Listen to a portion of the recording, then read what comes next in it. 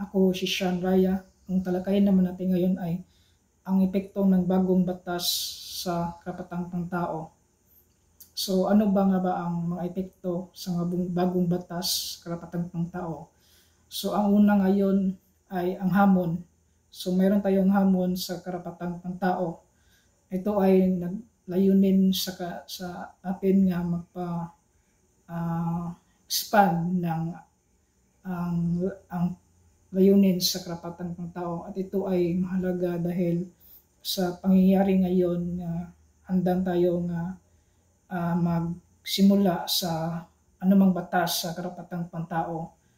Sa sitwasyon ngayon ay meron tayong magandang hamon sa karapatang pangtao, ngunit dapat natin seryosohin ang pag-transition sa mga anumang mga makababago sa karapatang pangtao, and still we look for those opportunity para baguhin natin yung batas na kailangan natin gawin.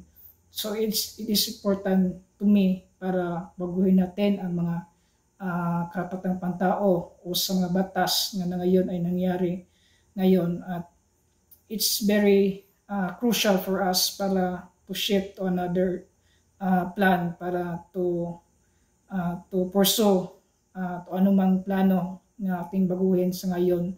So dapat nga mayroon tayong mga opportunity para mas aralin natin ang mga batas na ating ipupursue natin.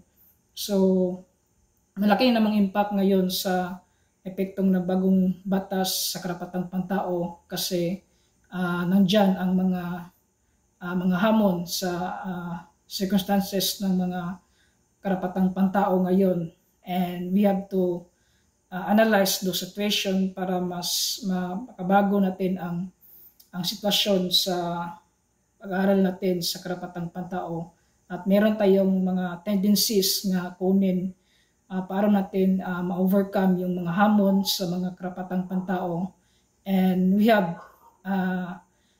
our plan and to do those things. Aralin natin ang magandang outcome sa mga batas na ang hamon natin ngayon, and we just pursuing something sa ating mga batas kung paano natin ito ma-utilize sa mga anong bagay nga nangyayari ngayon. So it's really important sa mga panahon ngayon sa epekto ng bagong batas, and it's really crucial for us para i-analyze natin ang bagong batas sa karapatang pangtao.